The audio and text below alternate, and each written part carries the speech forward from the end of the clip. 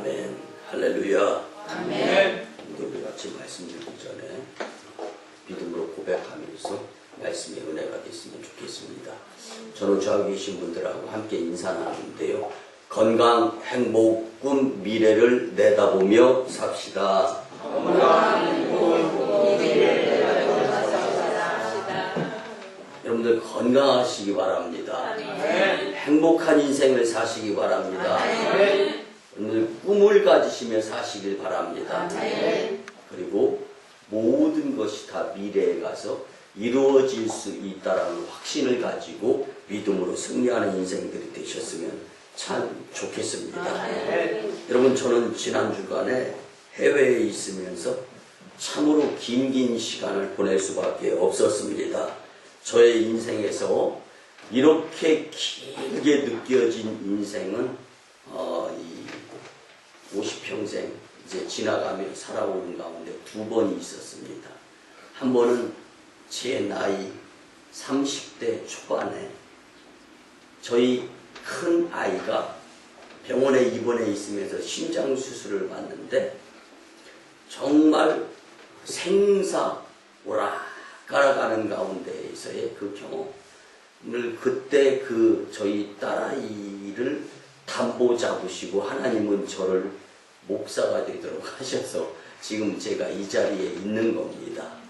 근데 저희 딸아이가 그 당시에 수술을 하고 나서 통증 때문에 아프고 일단 한번 지켜보자, 의술로서는 최선을 다했다 했는데, 이제 이렇게 우리 윤 목사님 같은 경우는 일반인들과 같이 하는 중환자실에 있지만 저희 딸아이는 어린아이의 심장을 열은 상태여서 균이 들어가면 그냥 죽는 거예요. 그래서 병실 하나가 다 무균실이에요. 그래서 아무나 못 들어가고 부모도 무균복으로 다 갈아입고, 마치 우주복 같은 거 이런 것들로 다 갈아입고서 그 무균실에 들어가는 거예요. 근데 이 무균실이요, 하루당 금액이 엄청나게 비쌉니다. 근데 이런 곳에서 다 지내고 있는데 얼마나 엄마가 보고 싶었으면 지금도 잊혀지지가 않아요. 의사 선생님한테 그렇게 이야기를 했다니, 의사 선생님, 제가 선생님 말씀 잘 들을 테니까 엄마 한 번만 좀 보게 해주세요. 그랬던 아이가 자라서 대학교도 졸업하고 이제 성가대석에서 성가를 부르고 하는데, 그때 제 지나가는 시간이 얼마나 그렇게 길었는지. 그리고 그때 저희 아버님이 생존해 계셨는데 부모의 입장에서 먹을 것이 넘어가지가 않아요. 맛도 없고 잠자도 자는 것 같지가 않아요.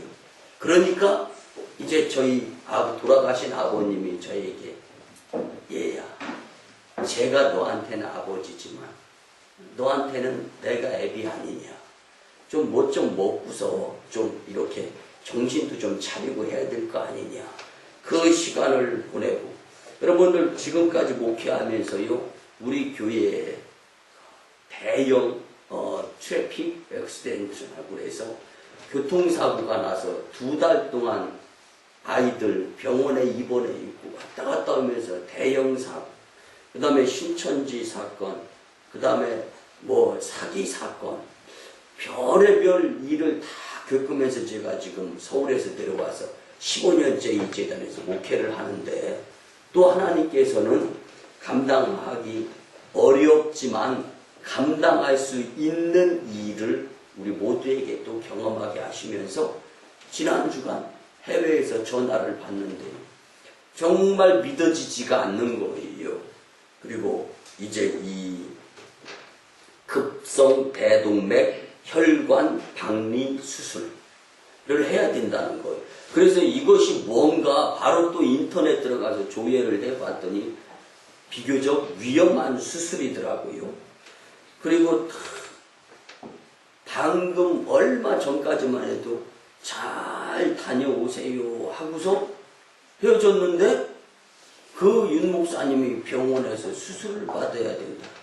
그래서 앰뷸런스에 의해서 하나병원으로 갔다고 해서 하나병원에 연락을 했더니 응급 상황에서 을지병원으로 포송이 되어졌다고 해서 또 을지병원에 가서 담당 의사하고 연락하는 가운데에서 일단은 한번 지켜보시고 위험한 상태가 되면 전화를 드릴 테니까 그때 입국하면 되겠습니다라는 연락을 받았습니다.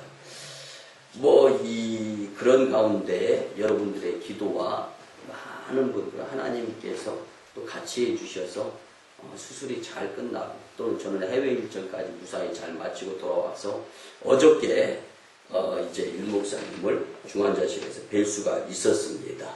의식이 돌아와가지고요 누워있는 상태에서 이제 저를 보면서 어찌할 바를 모르는 거예요. 나이를 보든 뭐를 보든 본인이 이게 누워있어야 될 곳이 아니잖아요. 그러니까 송구스러운 거예요. 그래가지고 의식이 돌아왔으니까 이제 꿈틀거리고 어떻게 일어나 보려고 하는 모습도 보이고 하는 거예요. 그래서 제가 어떻게 해서든 용기를 부여해야 되겠다라는 생각에서 제가 그렇게 이야기를 해서 윤 목사 괜찮아. 이제까지 잘 이겨내면서 여기까지 왔는데 참 잘했어. 이제 강한 정신력으로 투병해서 이기고 우리 다시 제자리에서 목회 열심히 하자라고 이야기했을 때 눈이 비교적 크잖아요. 껌뻑하면서 고개를 끄덕끄덕 하더라고요. 여러분들 그 모습을 보면서 참 마음이 안타까웠습니다. 기도를 드리고 다시금 이제 우리 지방에 한 목사님 사모님이 또 아프셔서 입원하시고 한 일주일 또 입원해야 된다는 거예요. 또 그곳으로 발걸음을 옮기는데 제가 이 자초지정을 말씀 서두에 잠깐 드리면서 여러분들 기도는 능력입니다. 아멘. 의심하지 않고 드리는 기도는 주님이 감동하시면서 은혜 충만 내려주시고 응답 허락해 주시는 줄 믿습니다. 아멘. 여러분들 오늘 본문의 말씀이 바로 그렇습니다. 사람이 무엇으로 심든지 그대로 거두게 된다라는 것이 세상적인 이치뿐만이 아니라 살아가는 가운데 영적인 가운데에서도 추수의 원칙으로 사용되어지곤 합니다. 여러분들 그렇기 때문에 이 추수의 원칙, 팥을 심으면 팥을 거두게 되어 있습니다. 콩을 심으면 콩을 거두게 되어 있습니다. 여러분들이 신앙생활하면서 말의 씨앗, 생각의 씨앗, 행동의 씨앗 이것 다 뿌리면서 살아가고 있는 것이고 이후에는 내가 말한 대로, 내가 생각한 대로, 내가 행동한 대로 그 열매를 추수의 격으로 살아가게 되어 있다라는 것을 잊지 마시고 오늘 말씀에 의지하여 주님께서 믿음의 주요 온전케 하시는 그 주님께서 인생과 영생의 추수의 원칙을 가르쳐 주시는데 이 말씀에 의지해서 우리가 앞으로 길고 짧고 상관없이 나에게 주어진 생명의 여한 가운데에서 정말 좋은 것을 씨앗으로 심어서 복된 것을 추수로 거두는 인생으로 사시기를 주님의 이름으로 간절히 축복을 드립니다. 오늘 우리는 본문의 말씀을 통해서 심고 거두는 인생에 대한 하나님의 말씀을 받아 누리게 되는데요. 이 말씀이 예수님께서 나에게 직접 해주시는 말씀으로 받아 누릴 수 있는 자들이 다 되셨으면 참 좋겠습니다. 여러분들 첫째는요. 복음의 씨앗을 심어야 복음 천하를 거둘 수 있게 되어 있습니다. 그 복음이 무엇입니까? 예수님은 하나님의 아들이십니다. 예수님을 믿어야 구원을 받습니다. 예수님 믿어야 천국 갑니다. 이것이 바로 복음입니다. 그래서 연로하시고 나이 드신 분, 제가요 15년 동안 이곳에 내려와서 목회하면서 온갖 장례를 다 합하면 19분을 장례 치러서 하늘에 올려드렸어요. 그런데 그분들에게 임종 전에 항상 물어보는 것 중에 하나가 집사님, 원사님, 예수님 믿어서 천국 가는 것을 믿습니까? 대답을 분명하게 할 때까지 묻습니다. 여러분들, 본인이 예수님 믿어서 천국 백성이 되고 천국 간다라는 것을 고백하지 못한다라면 여러분들 신앙생활, 교회생활 헛것일 수가 있는 겁니다. 그래서 나는 분명히 예수님을 믿는 자고 예수님을 믿어서 하나님 나라에 입성한다라는 것을 인정할 수 있는 자들이 될 수 있어야 하는 것입니다.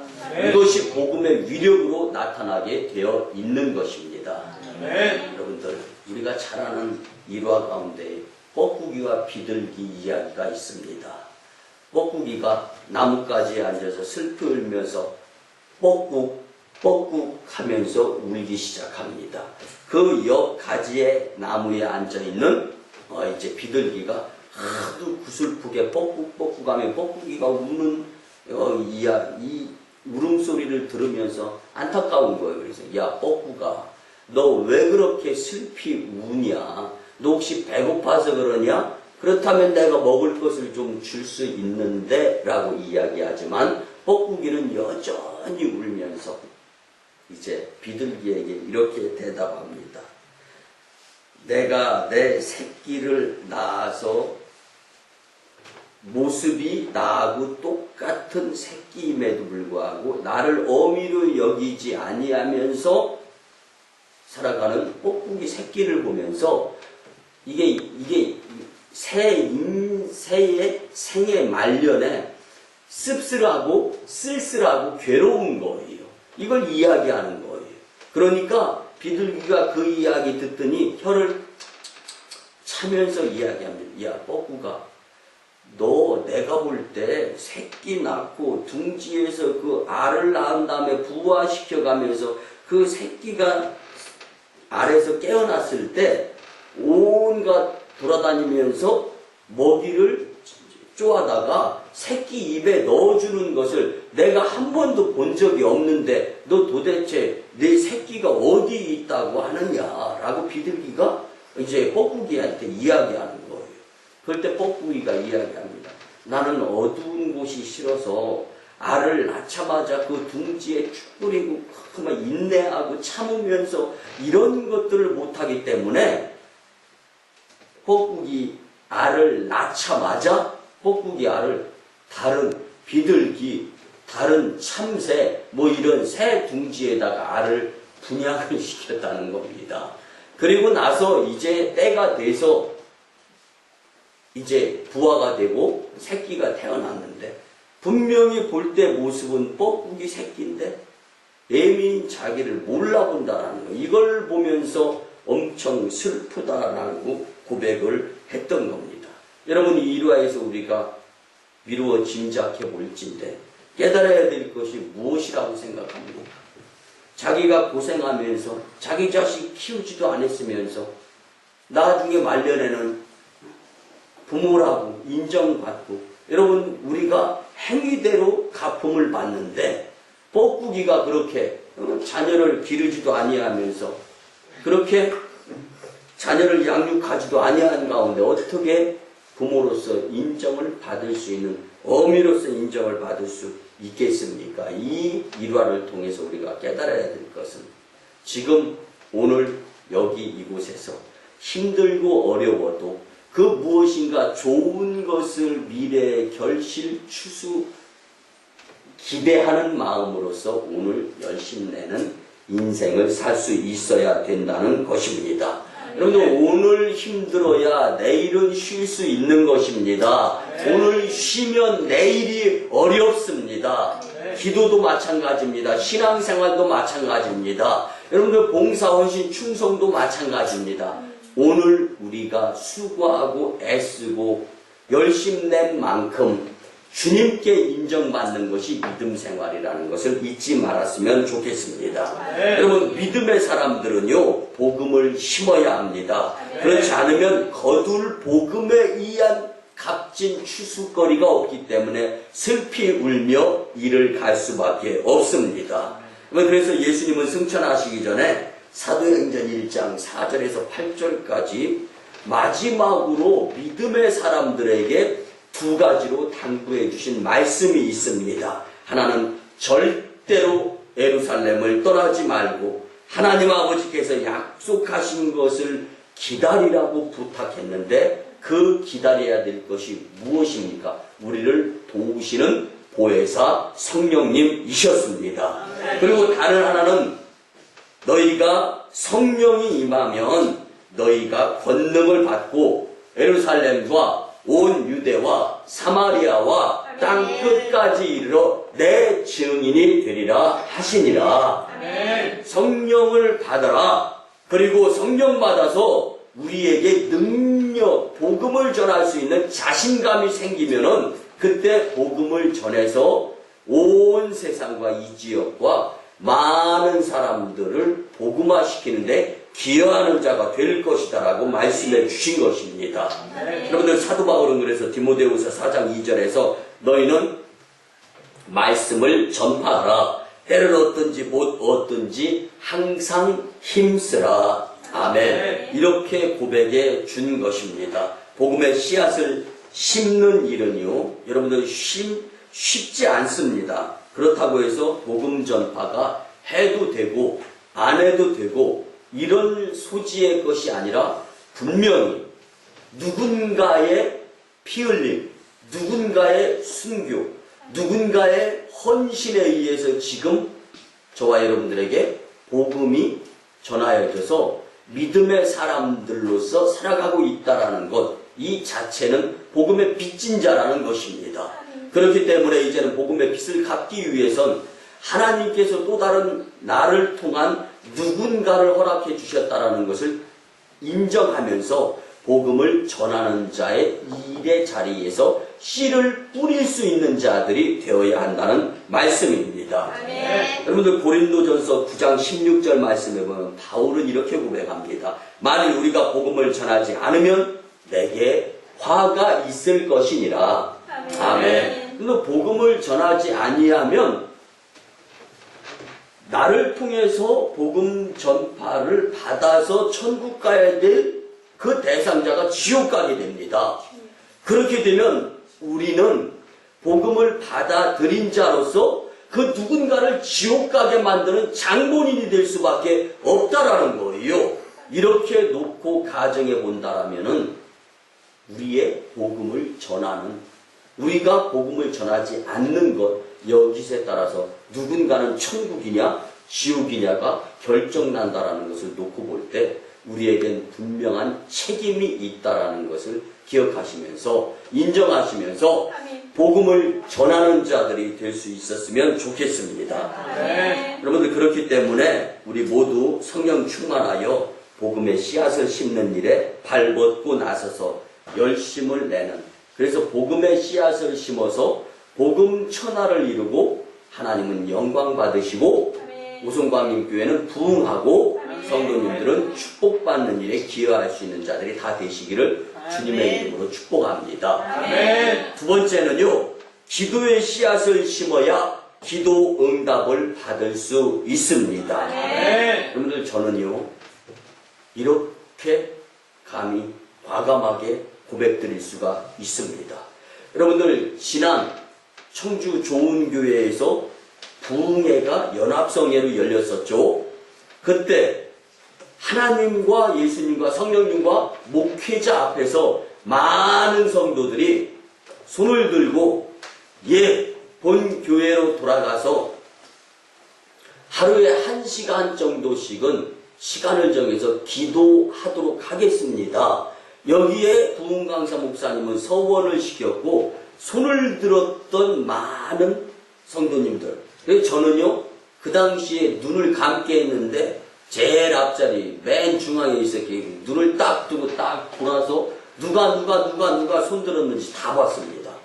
근데 여러분들 그때 손을 들었던 분 중에 하나가 우리 교회 윤건영 목사님 아내 사모님이 김은혜 사모님이셨습니다.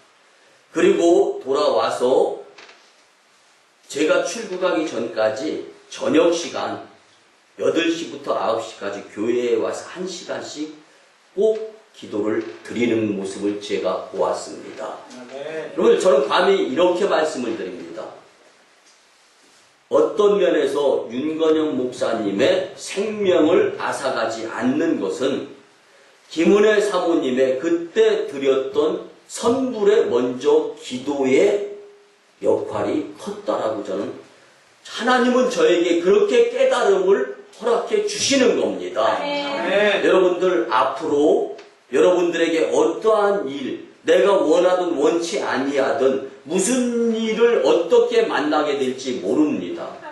이렇게 놓고 본다면 여러분들, 기도의 가치보다 더 큰 가치는 이 세상에 존재하지 않는다라는 것을 염두에 두고 살으셨으면 참 좋겠습니다. 네. 그렇습니다. 우리가 살아가는 이 세상에서 가장 위대한 힘은 영적인 힘이고, 가장 위대한 영적인 힘을 키우고 성장시킬 수 있는 방법은 기도 외에는 다른 것으로는 방법이 없음을 믿으시기 바랍니다. 네. 그래서 마가복음 9장 1절에 보면은요, 여러분들,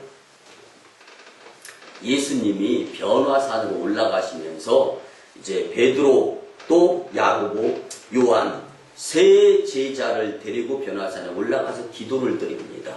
이제 산 아래는 9명의 제자가 남아 있습니다. 근데 간질병 걸리고 귀신 들린 아들의 아버지가 그 간질 걸리고 귀신 들린 아들을 예수님께로 데리고 오려고 했는데, 예수님이 마침 기도 출타 중이세요. 변화산으로 베드로와 야고보와 요한을 데리고. 남은 9 예수님의 제자가 있는데, 예수님이 없으시니까 예수님의 제자들에게 우리 아들 좀 고쳐달라고 하는데, 부모가 자식 간질병에 귀신 들리고 이 모습을 보면 얼마나 마음이 안타깝고 아프겠습니까? 그래서 예수님의 제자들에게 고쳐달라고 했지만, 예수님의 제자들은 예수님이 계실 땐 제법 능력 행사했습니다. 근데 이거 예수님이 안 계시니까 용서하시고 들어주시기 바랍니다. 이게 약발이 안 먹히는 거예요. 근데 고쳐지지가 않는 겁니다. 그렇게 전전긍긍 하다가 예수님께서 변화산에 기도를 마치시고 내려와 봤더니 난리가 난 거예요. 그때 예수님을 발견한 이 간질병 귀신 들린 아이의 아버지가 예수님 붙들고 들어집니다.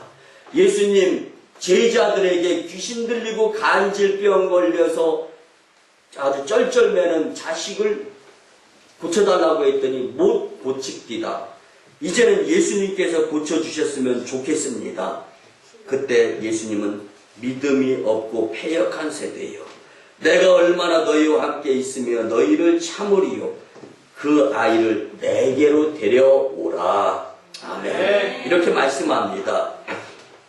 그리고 아이를 데려오자 예수님께서는 이 벙어리 더러운 귀신아, 그 아이에게서 나갈지어다. 예수님께서 예수님의 권세를 가지고 귀신을 호령하니까 금방 아이가 나을 수 있게 되었습니다. 근데 문제는 뭐였냐면요, 예수님의 제자들이 궁금한 겁니다. 예수님, 우리도 똑같은 방법으로 예수님의 이름으로 기도 드렸는데 왜 귀신 들린 간질병 걸린 아이 낫지 않았습니까? 예수님께서는 이렇게 말씀해 주십니다. 기도하지 않아서 그렇다. 늘 기도를 드렸음에도 불구하고 기도하지 아니했다라는 표현은 뭐냐면요, 의심하는 기도, 믿음 없는 기도는 기도가 아니라는 것을 말씀해 주고 있는 것입니다. 여러분들, 의심 없는 믿음의 기도를 드렸으면 예수님의 제자들도 귀신 들린 아이를 고칠 수 있었다라는 말씀입니다. 여러분들, 귀신을 쫓아낼 수 있는 능력, 그리고 질병이 치유될 수 있는 능력, 그리고 여러분들의 삶 가운데 각가지 문제 해결, 기도 위에 다른 것이 없음을 믿으셨으면 좋겠습니다. 결국 기도의 씨앗을 심지 않는 자에게는 기도의 능력에 의한 응답의 열매가 없다라는 것을 잊지 않는 삶을 사시기를 바랍니다. 여러분들, 제가 이 홍성사에서 만들어내는 책을 참 즐겨 읽습니다. 그리고 어떨 때는요, 그렇게 책값이 너무 많이 들어가지고 저희 집사람 여러분들의 담임사모님께 눈치를 볼 때도 있어요. 근데 이제 목회를 하고 필요한 책들은 이제 읽어봐야 되기 때문에 이제 이 비교적 다른 목회자들보다 책을 좀 많이 사서 보는 편인데, 여러분들 이 홍성사에서 나온 곡간 원리라는 잭 앤 리틀이라는 이 미국인 작가가 쓴 글인데요. 이 곡간 원리라는 책의 208페이지에 보면은요, 그런 표현이 나옵니다. 하나님의 말씀, 씨앗을 마음에 심고 예배와 묵상과 순종과 기도를 통해 물을 주면 삶의 모든 영역에서 열매가 맺힙니다. 네. 여러분들, 씨앗을 심은 다음에는요, 물을 줘야 되지 않습니까? 교회 나온 성도에게 있어서 성장하기 위해서 마치 식물에 물 주는 격으로 놓고 보아야 될 것이 바로 기도라는 것입니다. 네. 여러분들, 밖에 밭에, 밖에 논에 모를 심었다든가 씨앗 그 무엇인가 콩을 심고 팥을 심고 나무를 심었다면 농부는 분명히 그 다음 단계에서 해야 될 작업이 물 주는 겁니다. 물을 안 주면 햇볕에 나무, 곡식, 씨, 열매 맺기도 전에 타 죽고 맙니다. 여러분들, 그렇습니다. 영적으로 본다면 이렇게 타 죽고 마는 것은 사탄에게 사로잡혀서 옴짝달싹도 못해 죽고 만다라는 상황으로 묘사가 되어질 수 있는 것입니다. 이렇게 놓고 볼 때 여러분들, 교회에 나오는 것이 다가 아니라 기도 드려서 믿음이 성장돼서 걸음마할 때의 믿음에서 걷고 뛰고, 그리고 자동차 운전하면서 보다 더 빠르게, 보다 더 신속하게, 원활하게 움직일 수 있는 영적인 상태를 만들어야 되는 것이 바로 기도다라는 것을 잊지 마시기를 바랍니다. 아멘. 여러분들, 그래서 우리가 신앙생활하는 가운데 기도가 쉬게 되고 기도가 멈추어지게 된다면 여러분들의 영적 상태는 죽어져가는 상태라는 것을 잊지 마시고 기도의 씨앗을 심어서 기도 응답으로 능력의 삶을 사시기를 주님의 이름으로 축복합니다. 네. 마지막 세 번째는요, 물질의 씨앗을 심어야 물질 축복을 거둘 수 있습니다. 아멘. 그러면 하나님께서는 우리가 무엇을 심든지 그대로 거두게 하시는 분이십니다. 여러분들, 다행이나 요행이 있을 수는 있어요. 그렇지만 과거에 살아온 내 모습이 지금의 내가 만들어진 것이다라는 것을 여러분들은 부인할 수 없을 것입니다. 그렇다면 오늘 열심히 믿음으로 살아가게 될 때 내일 그 모습이 또 남다르게 만들어질 수 있다는 것을 잊지 말아야 합니다. 우리가 복음의 씨앗을 심으면 영혼 구원의 열매를 거두게 하시는 분이 하나님이십니다. 우리가 기도의 씨앗을 심으면 응답의 열매를 거두게 하시는 분이 하나님이십니다. 이와 같이 우리가 물질의 씨앗을 심으면 물질의 축복을 그 열매로 받게 하시는 분이 하나님이십니다. 그래서 오늘 본문 7절에 보니까 심은 대로 거두게 하시는 하나님을 만나게 될 수 있다는 말씀입니다. 8절 말씀에 보면은 자기 육체를 위하여 심는 자는 육체로부터 썩어질 것을 거두게 된다. 그렇지만 반면에 성령을 위하여 심는 자는 성령으로부터 영생을 거둔다라고 말씀해 주십니다. 아멘. 여러분, 한 성도의 고백이요, 목회자로서 저는 지금 마음속에도 계속 간직되어져 있는 말씀으로 마음을 울리는데요. 평생을 아둥바둥 먹고 살기 위해 잘 먹고 잘 살고 자녀들에게 좋은 집과 좋은 차, 그리고 자녀들에게 좋은 옷, 좋은 것 먹이면서 살려고 아둥바둥 죽을 둥 살둥 살다 보니까 병 들어가지고 병원에 누워있는 거예요.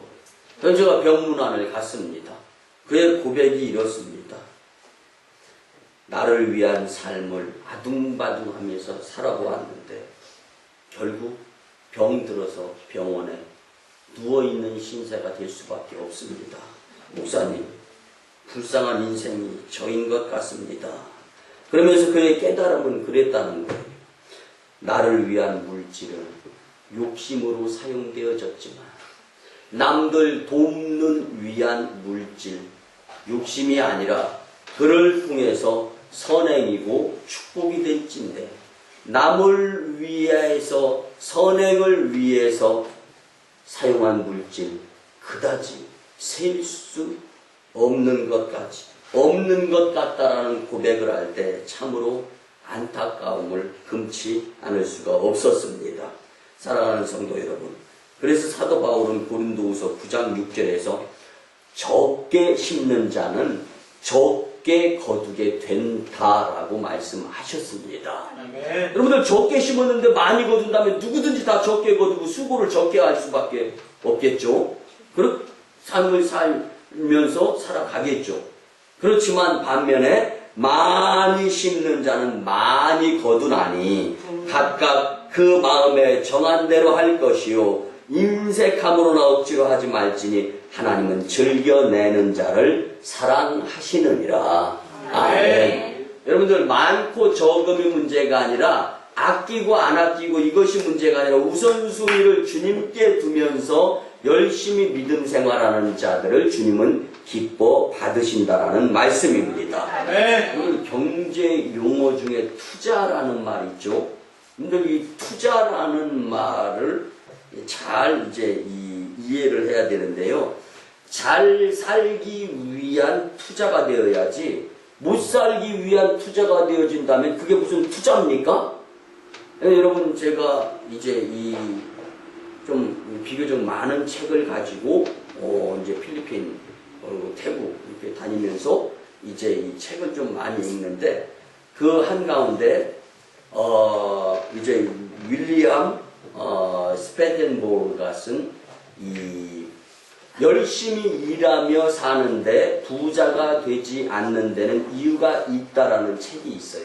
제가 평소에 읽고 싶었는데 이게 경제 우리 교회에서 거부가 되고 또 사업을 하면서 부자가 될 자들을 위한 읽고 싶었던 책인데 못 읽다가 그동안에 신학과 연관되어 있는 책을 읽다가 그 다음에 뭐 이제 책 읽을 시간이 주어져서 그 책을 구입을 해가지고 가서 읽습니다. 근데 그 책에서 앞으로의 투자는 뭐 이렇게 좀 분산 투자가 되어져야 된다라는 것을 이야기하고 또 한 가지 투자 방법으로서는 그 국민연금, 나라에서 이행하는 것에 투자를 절대로 하지 말아라라고 강조를 합니다.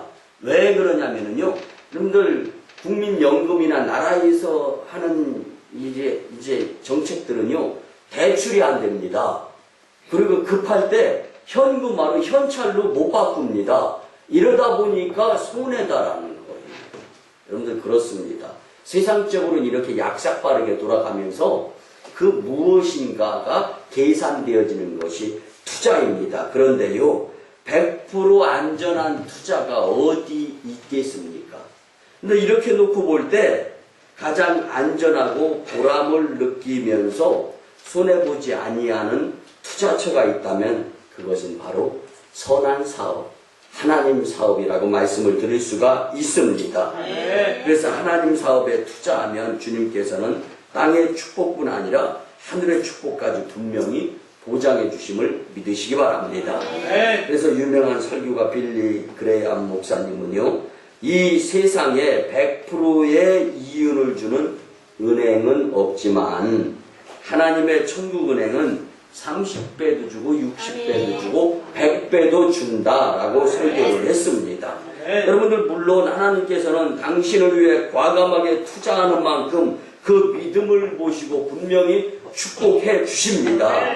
마태복음 19장 29절에 보면 내 이름을 위하여 집이나 형제나 자매나 부모나 자식이나 전토를 벌인 자마다 여러 배를 받고 영생을 얻지 못할 자가 없느니라. 아멘. 이 부분을 놓고 무슬림이나 이단들이 공격을 합니다. 교회 나가서 신앙생활하고 하나님, 예수님, 성령님 믿으면서 살려면 집도 버리고 차도 버리고 또 가정도 버리고 부모도 버리고 자식도 버리고 다 버려야 천국 들어갈 수 있다고 하지 않느냐. 요 한 구절만 딱 떼는 거예요. 여러분들 이런 것들보다 우선순위에서 주님을 먼저 생각하고 나서 다른 것들에 열심을 낼 수 있어야 된다는 우선순위의 말씀임을 잊지 마시기를 바랍니다. 아멘. 마음속에 생각이 주님을 먼저 생각하면서 우리에게 주어지는 일들을 실마리를 하나하나 풀어나가게 되면 주님과 연결이 되어 있는 생각을 통해서 좋은 쪽을 선택할 수 있는 길을 열어주시는 분이 우리가 믿는 하나님이십니다. 네. 여러분들 이것 없이 나 혼자 결정, 결단, 판단 여러분들 순간적으로 잘못 판단해가지고 손해볼 때가 얼마나 많습니까? 그러니까 하나님의 판단은 손해가 없으심을 잊지 마시기를 바라고 또 주님의 선택의 편에 설 수 있는 믿음의 심령들이 다 되셨으면 참 좋겠습니다. 네. 여러분들 써버리면 줄어드는 세상의 경제적 이치와 하늘나라의 투자와는 전혀 성격이 다릅니다. 내려놓음으로써 가진 것이 줄어드는 것이 아니라 물질의 씨앗을 주님 나라에 심을 때 비로소 하나님께서는 우리에게 누르고 흔들어 후이되어 차고 넘치게 해주심을 경험하면 이 경험을 통해서 더 세상을 향해서 빛과 소금의 역할을 감당하는 믿음의 사람들이 될 수 있음을 여러분들 믿으시고 주님께 투자하는 삶의 심령들이 되셨으면 참 좋겠습니다. 이 부분에 서슴 없으실 수 있고 이 부분에 열심 낼 수 있는 주님 나라를 위한 투자자들을 통하여서 하나님은 그들을 크게 들어서 쓰십니다. 말씀의 결론을 드립니다. 우리의 삶은요 씨를 심고 거두는 인생이라고 말씀을 드릴 수가 있습니다.